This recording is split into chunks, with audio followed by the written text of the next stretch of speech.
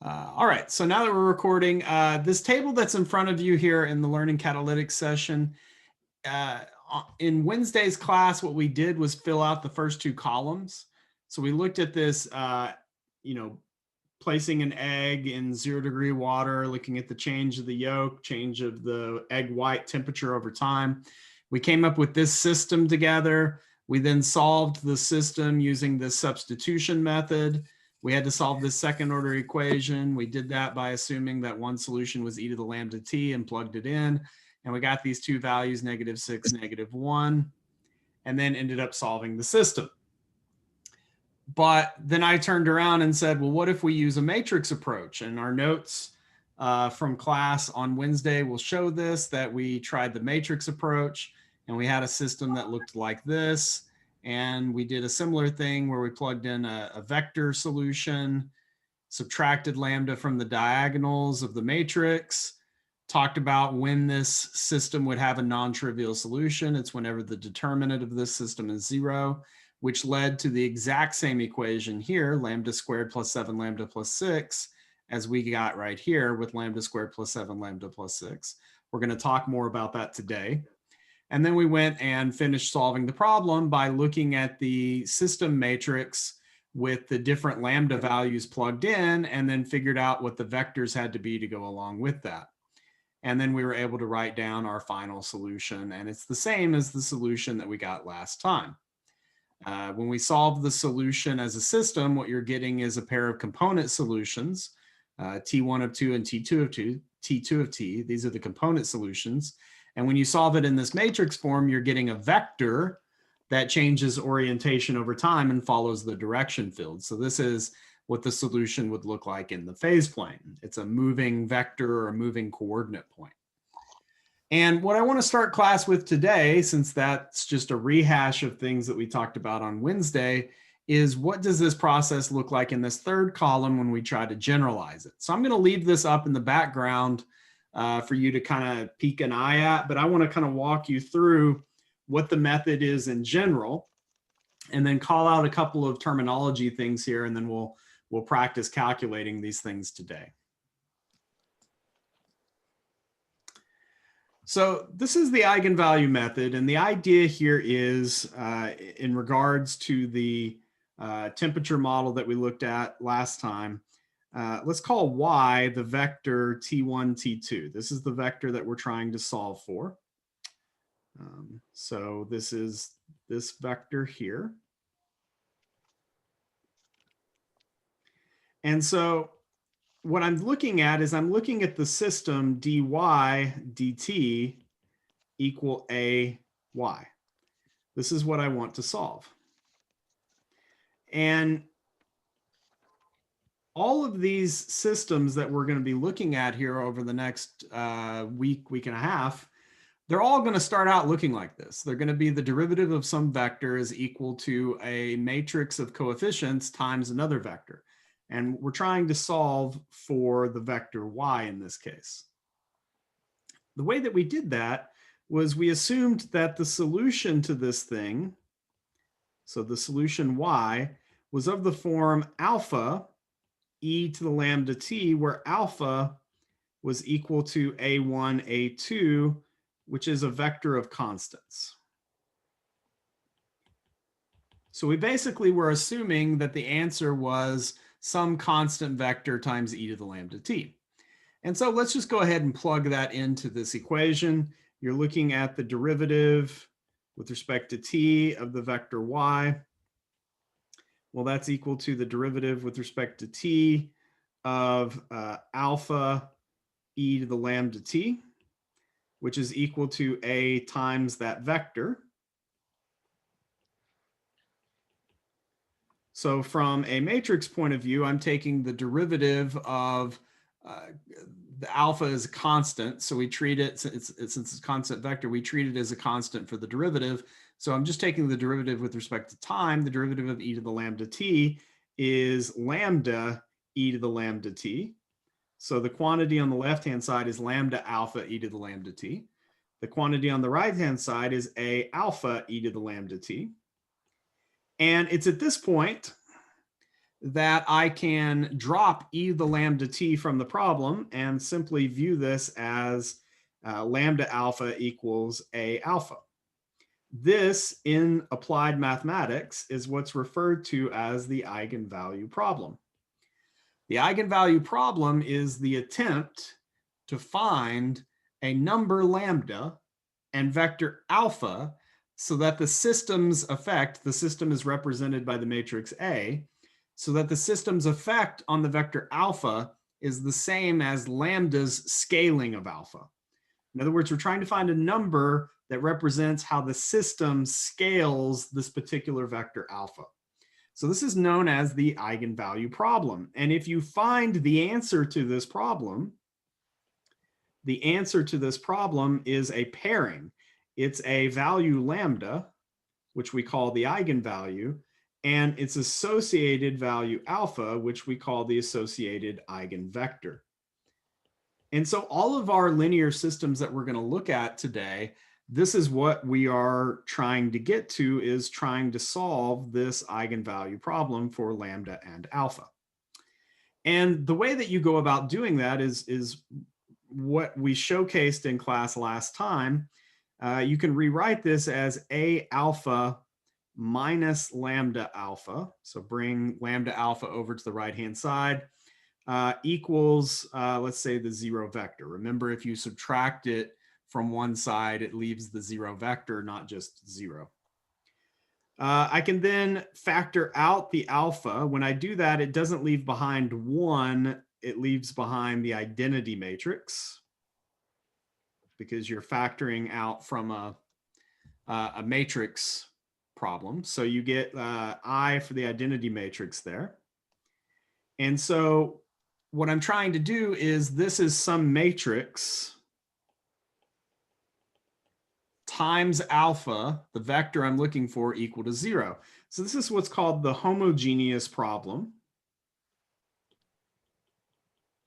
And normally the homogeneous problem only has one answer. The homogeneous problem, the answer is usually alpha, the vector has to be 0. So if you're going to take a matrix times a vector and get 0, well, typically, if the matrix is not 0, that means the vector has to be 0.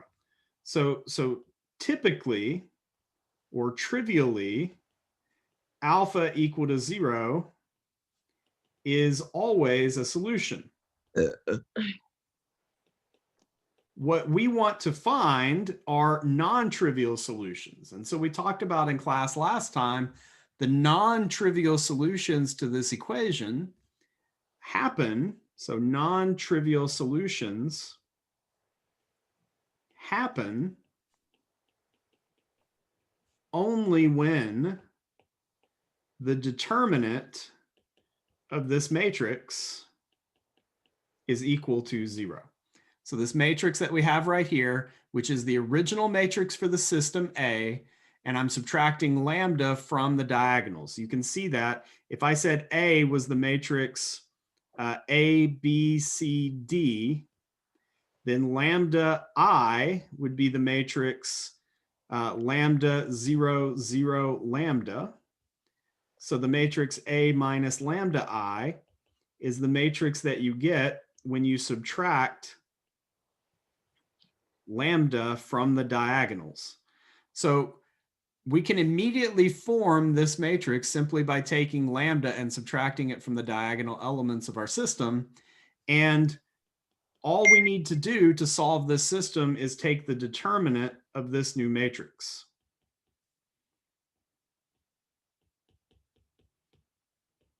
And set it equal to 0.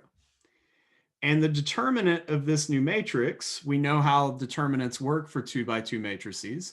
It's the main diagonal multiplied. So it's the main diagonal multiplied minus the off diagonal multiplied. So B times C. And this gives me, just foiling this out, gives me AD minus D lambda minus A lambda plus lambda squared minus BC equal to 0. If I collect the terms,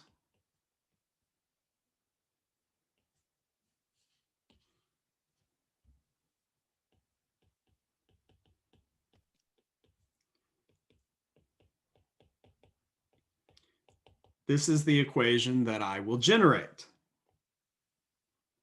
Now, if you look at this in the 2x2 case,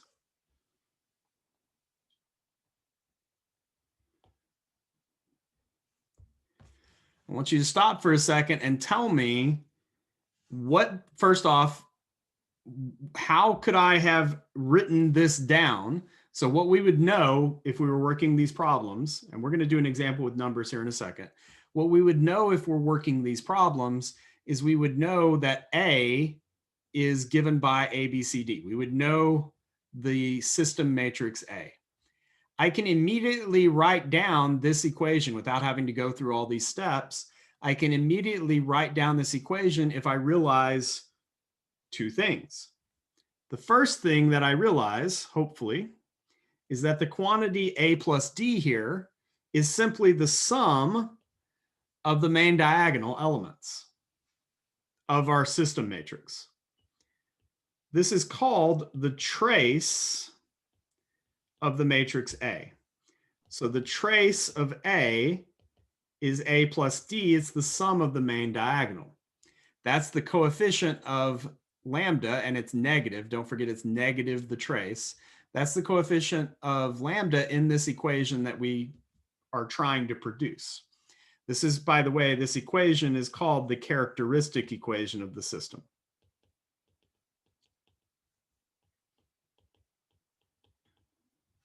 Characteristic equation or characteristic polynomial. And do you recognize this other term? So the term AD minus BC. Does anybody know what that is? We've talked about that quantity before.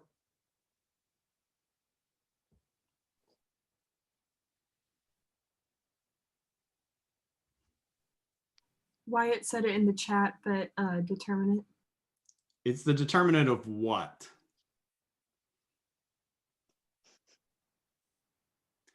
Yeah, it's the determinant. AD minus BC is the determinant of this original matrix A. So this is the determinant of A. So this characteristic polynomial that we have here, we just generated a formula for it in the 2x2 case. So if we have a 2x2 system, which most of our systems will be, then the characteristic equation, which we typically call P of lambda, that characteristic equation is lambda squared minus the trace of the matrix times lambda plus the determinant of the matrix. This information we can easily get from the system without doing any work. So we can jump straight to this step, which is going to save us a ton of time. So this would be the characteristic polynomial, and when you set it equal to 0, it's the characteristic equation. Now, if I solve this, so our goal is to solve this for the values lambda, and then use lambda to find alpha, the eigenvector, by plugging back into the thing that we were trying to solve. By plugging lambda into the equation, A minus lambda I, alpha equal 0. So there's going to be two steps that we're going to take on all of these problems. We're going to use the system matrix A to write down this equation called the characteristic equation. It's a quadratic equation for a 2x2 system. So it will always yield two eigenvalues.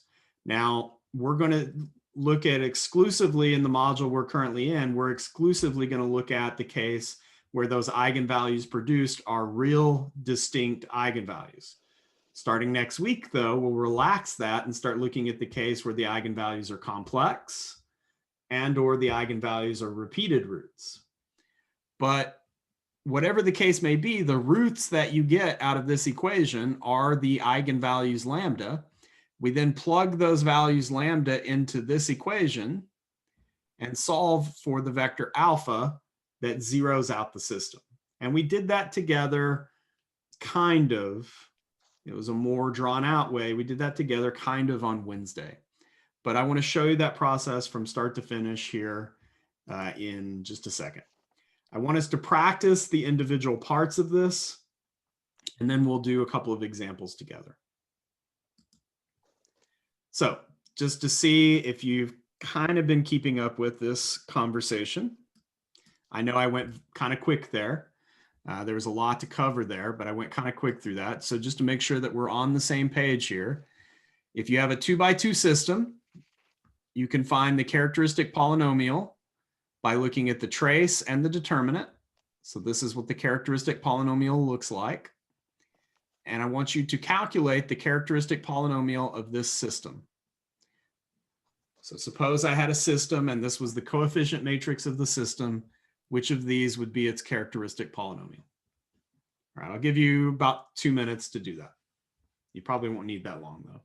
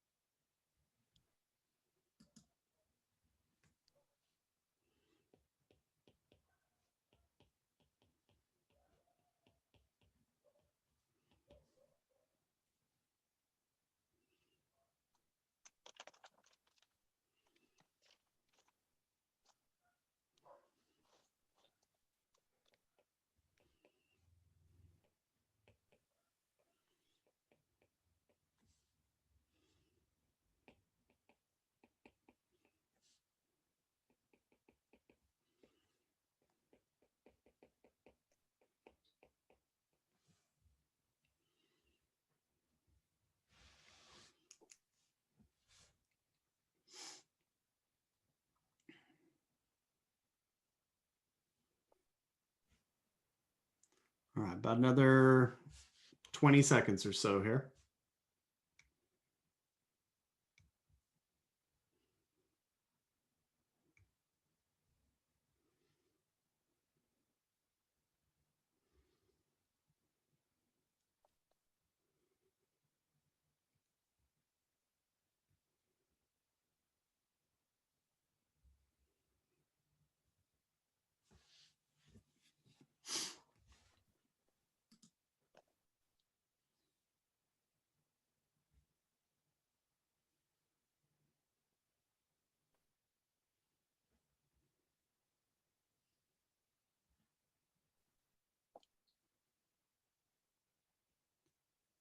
All right, so a lot of you have answered. The correct answer is A.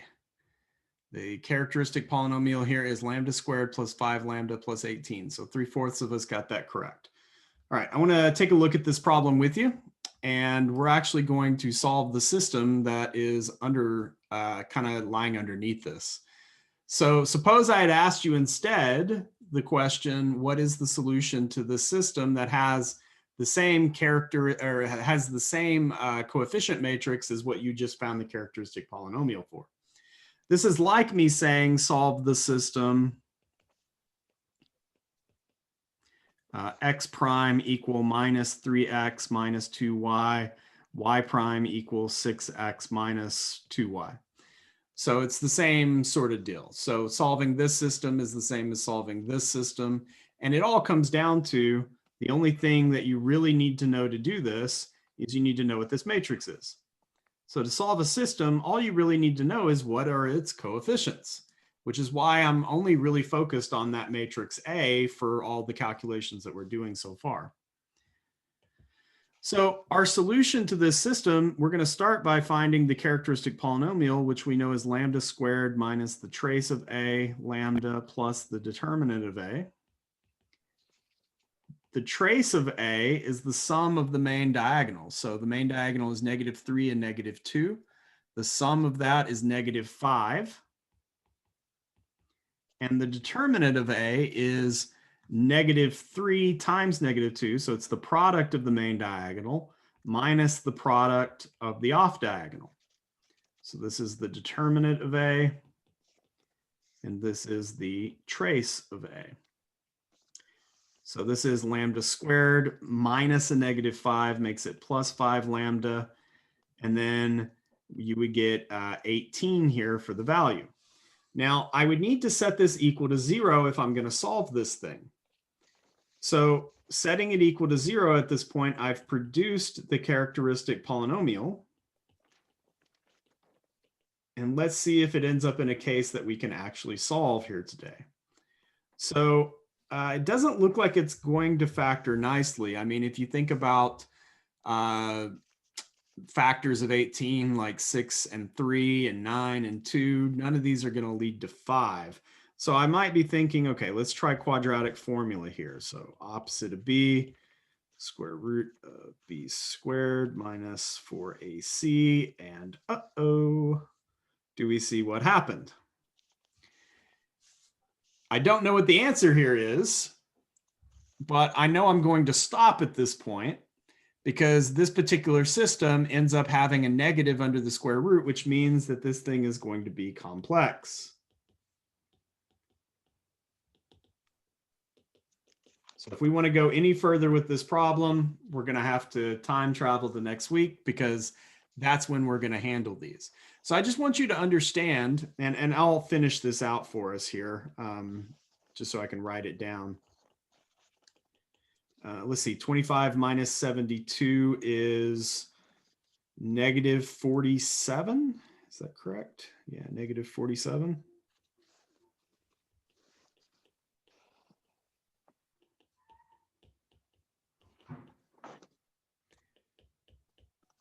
So these are the numbers lambda that would have worked here. These are called the eigenvalues, and eigenvalues can be complex, but we're not going to deal with any of the complex stuff till next week. So this is as far as we are going to go with this today. But this system will have a certain behavior based on its eigenvalues. I can tell you right now, if we were to plot this in Maple, what we would see is a spiraling behavior, because I know that this is a complex eigenvalue with a negative real part. That's part of what we're wanting to learn about these systems, is what kind of behavior can we expect out of the system based on its eigenvalue. But this week we're focused on real eigenvalues, so we'll go ahead and move on to the next question at this point and see if we can solve it instead. All right, so the next question I want to ask you is, I want to get you to go a little step further, like one small step further than what you just did. And that is, here's another system for us to consider. Here's the system matrix. What are the eigenvalues for this system? So don't tell me what the characteristic polynomial is this time, but tell me what are the eigenvalues for this system. And this is a problem where you can check multiple correct answers. So select as many of these as you think are correct. I'll give you a second to, I'll give you a little bit to work on that.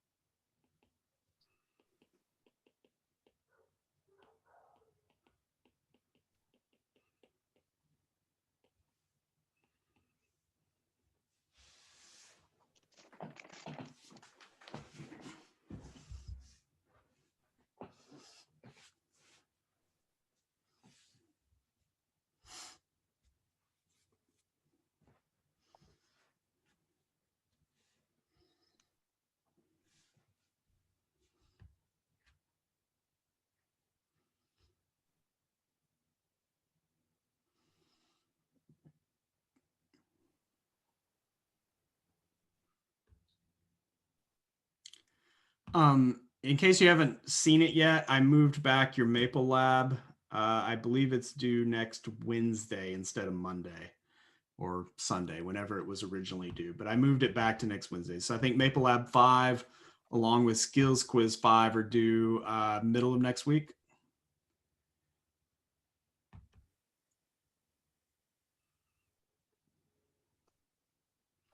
Like I said, I'm trying to go at a slower pace than I normally would, given that we don't have Maple Lab, crazy semester. So we're moving at a slightly slower pace than normal.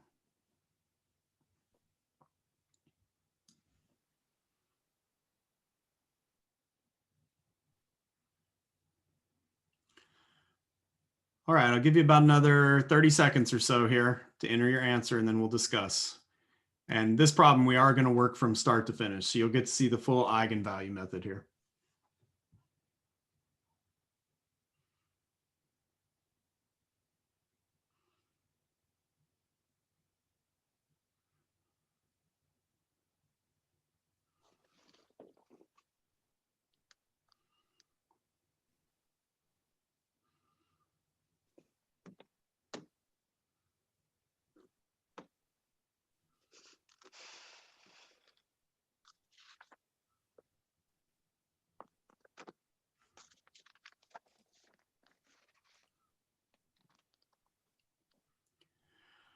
All right, so let's take a look at where everybody is. The answers which are receiving the most choices are B and C, and that's correct. The eigenvalues here are 2 and 3. So taking a look at this problem, the characteristic polynomial here is lambda squared minus the trace. The trace is 1 plus 4, plus the determinant. The determinant is 1 times 4 minus -1 times 2. So this is lambda squared minus 5 lambda plus 4 plus 2 is 6. So you get lambda minus 2 lambda minus 3 to factor, which when you set this equal to 0 gives you 2 eigenvalues. Lambda 1 equal to 2, lambda 2 equal to 3. So now that we've found the eigenvalues, how do we solve the problem? Well, the way you solve the problem is you solve a minus lambda I times alpha equal to 0 for an alpha 1 and an alpha 2. We're going to find 2 eigenvectors because we have 2 eigenvalues.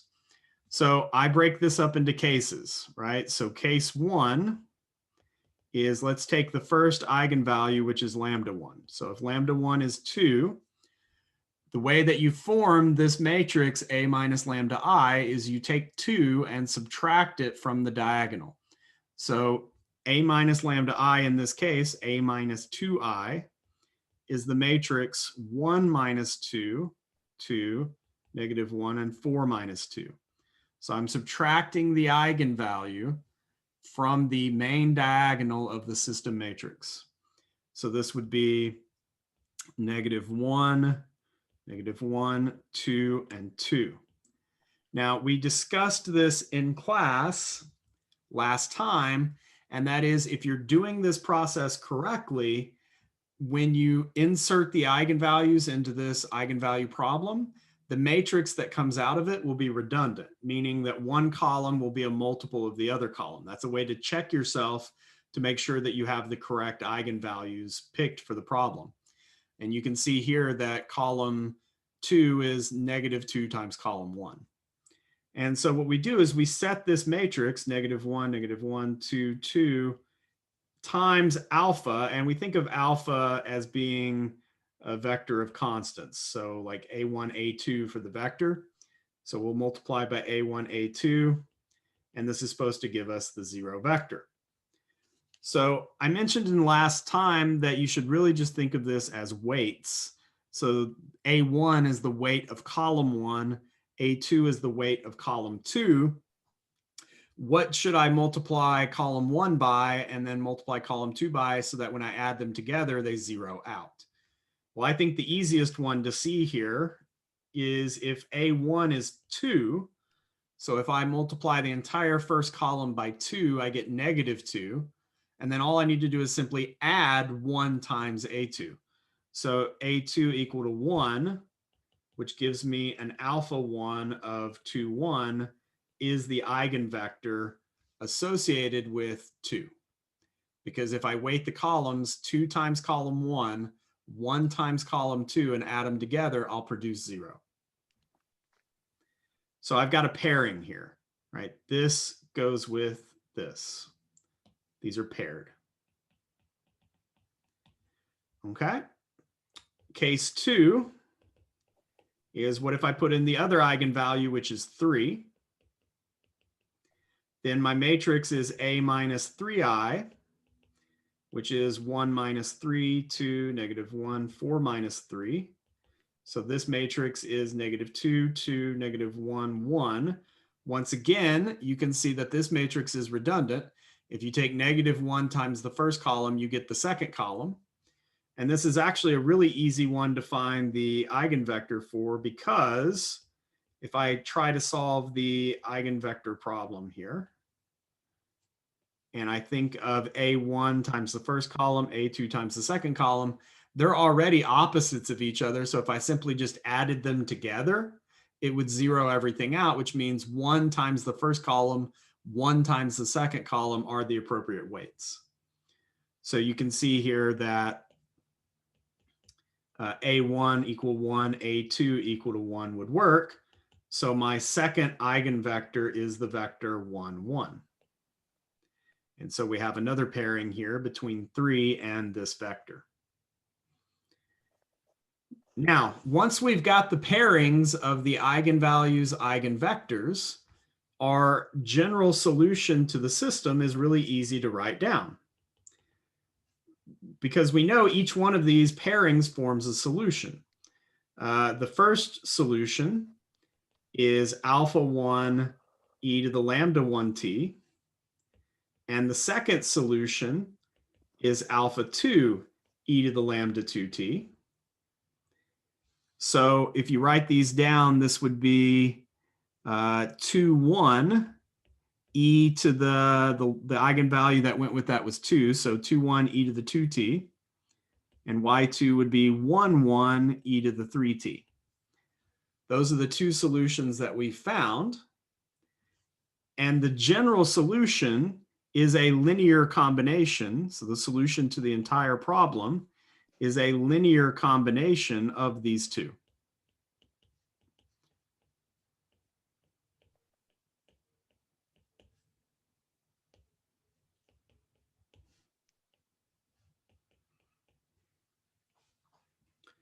So that is our solution. We're going to take a look at some stuff in Maple now to kind of reinforce what Maple would say and show that we're actually getting the correct answer here. Are there any questions on that process from start to finish there?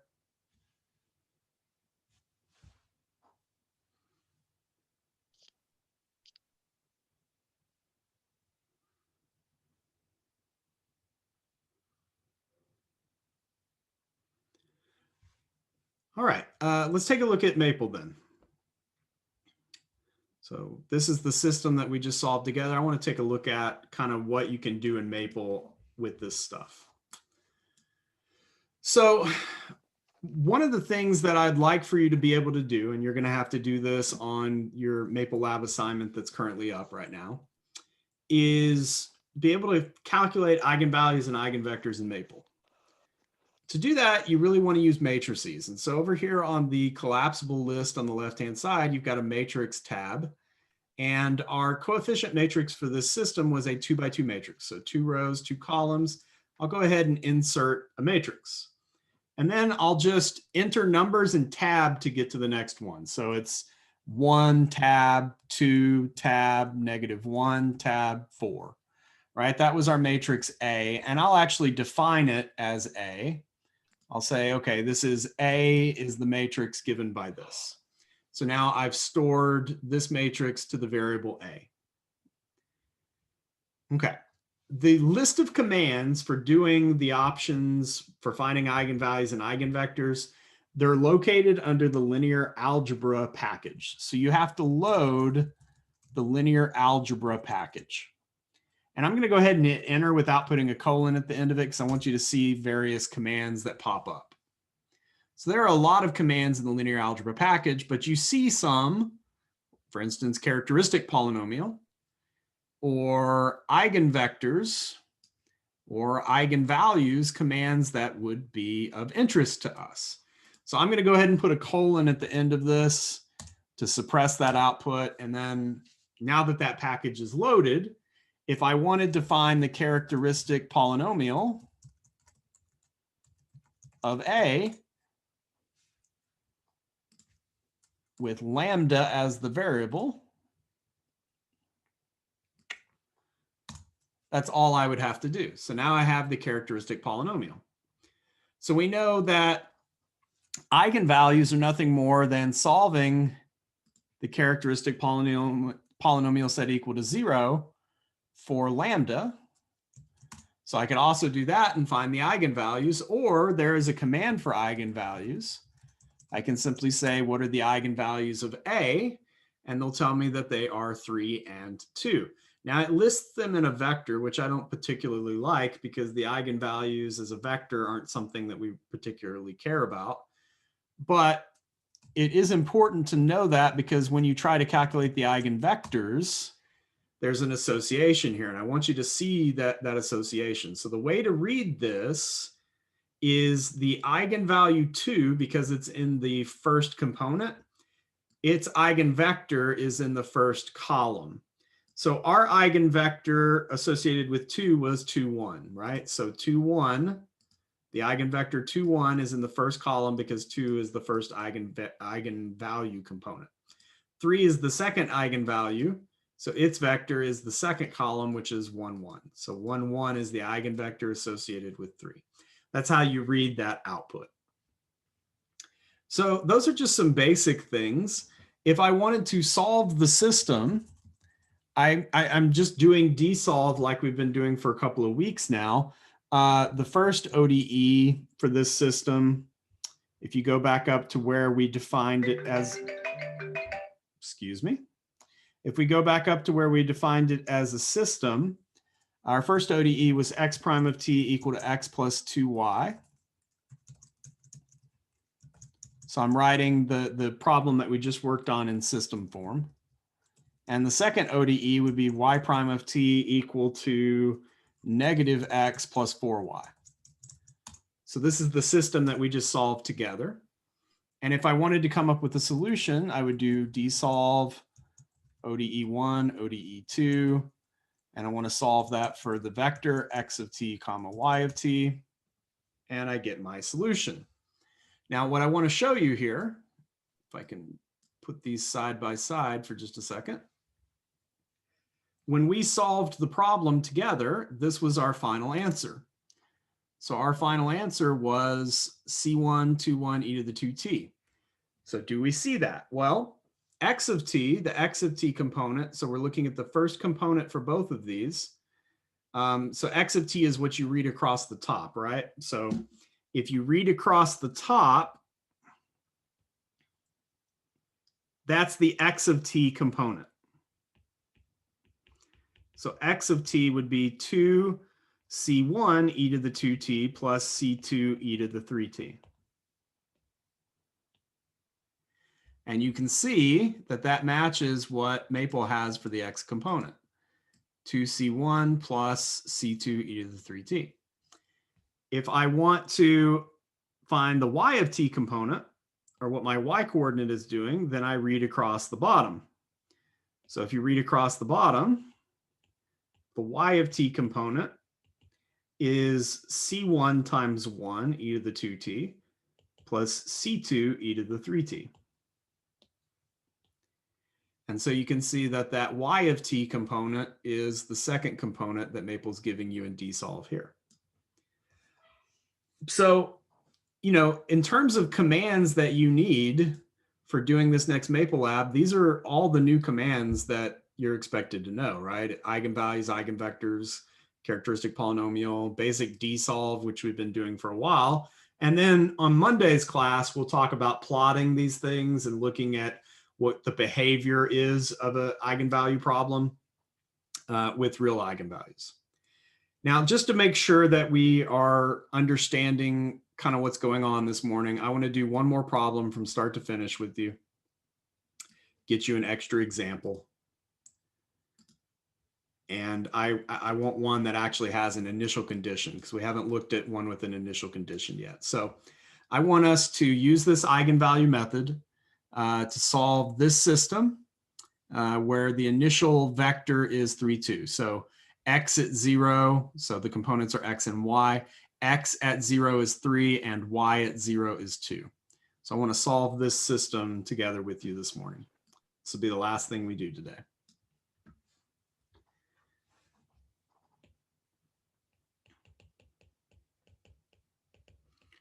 All right, so we want to solve the initial value problem. dy dt equals 1, 1, 4, 1. Where the initial vector is 3, 2. All right. So first step, find your characteristic polynomial. Characteristic polynomial, lambda squared minus the trace times lambda plus the determinant.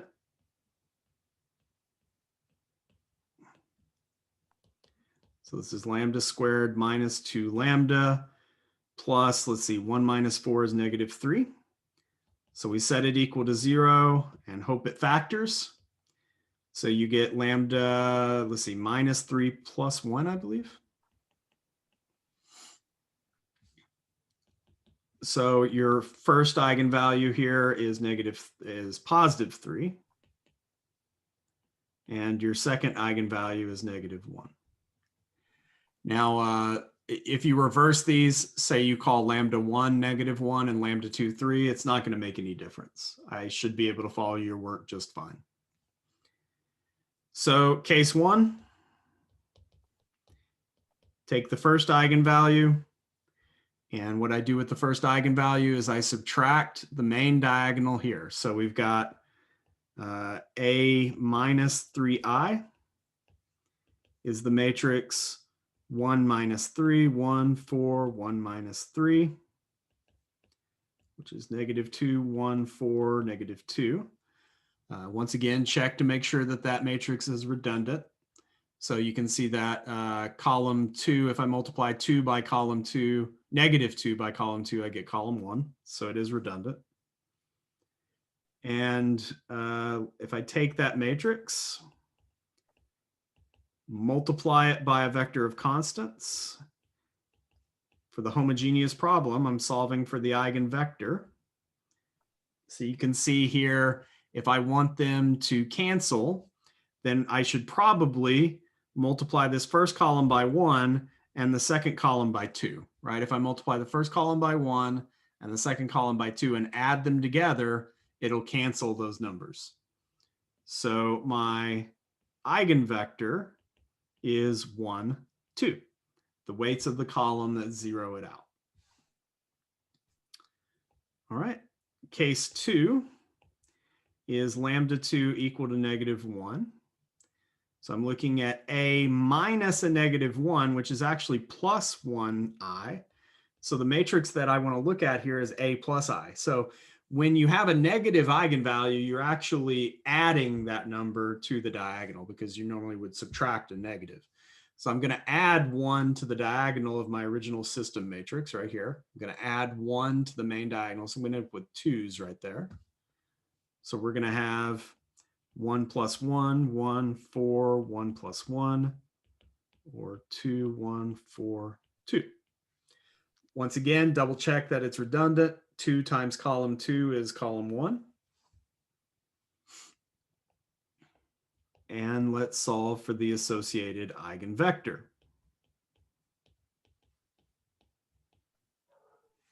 So the weights on the column here, if you do 1 times the first column, then you need a negative 2 times the second column in order to cancel things out.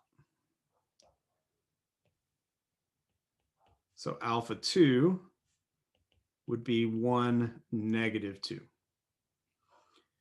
All right, from all of this mess, we get a solution. The solution that we get here is, remember, the solution is always of the form alpha e to the lambda t. So our alpha is 1, 2. E to the lambda is 3t. So that's the solution that comes from this first case. And from the second case, we produce the solution 1, negative 2, e to the negative 1t. So that's my second solution. Because it's a 2 by 2 linear system, you're always going to get two solutions like this. And my hope, or not my hope, my expectation is any linear combination of these solutions is still a solution. That's based off the linearity principle that we talked about in Unit 1. When you're dealing with a linear system or a linear equation and you have two solutions, any combination, linear combination of those two solutions is still a solution. So my general solution to this system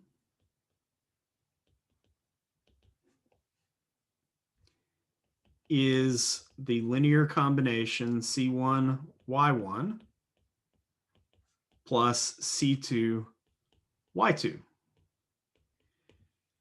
Now, if I want to find a particular solution, which is the solution to the IVP, I have to remember that I've been given an initial vector. So my initial vector, y at 0 for this problem, was 3, 2. So the way that I use that is I set t equal to 0. So set t equal to 0 here in your solution. And that gives you y at 0 is equal to C1, 1, 2, plus C2, 1, negative 2 equals 3, 2. So for most students, this is easier to work if you stop looking at the vectors and write it as a system. So I would encourage you to write down the components. So if you look at the top component, that's C1 times 1 plus C2 equals 3. So that's what the top component equation is. And the bottom component equation is 2C1 minus 2C2 equals 2. And now we're back in linear algebra, or back in algebra 2 in high school. We're going to do some sort of substitution method here. So if I multiply the first equation by 2 and add this down, you can see that it will eliminate C2, so that we will get 4C1 equal 2 times 3 is 6, 6 plus 2 is 8. So you'll get 4C1 is equal to 8, which means C1 is 2. And then if you want to find the other one, well, if C1 is 2, 2 plus what gives 3? Well, C2 has to be 1. So we have to solve that system of equations for the coefficients C1 and C2. So now our final answer is y of t is C1, which is 2, times 1, 2, e to the 3t. And C2 is 1 times 1, negative 2, e to the minus t. And I would encourage you, even though it's nice to leave your answer this way, I would encourage you to take one more step here and write your final answer the following way. Multiply the scalars 2 and 1 into the vectors and create one giant vector here. So your answer is always going to be a vector. The top component of the vector is 2e to the 3t plus e to the negative t. The bottom component of the vector is 4e to the 3t minus 2e to the negative t. And the reason that I would like for you to write them this way is because I want you to think about this as what it truly is, which is a moving coordinate. You've got the x component of the coordinate,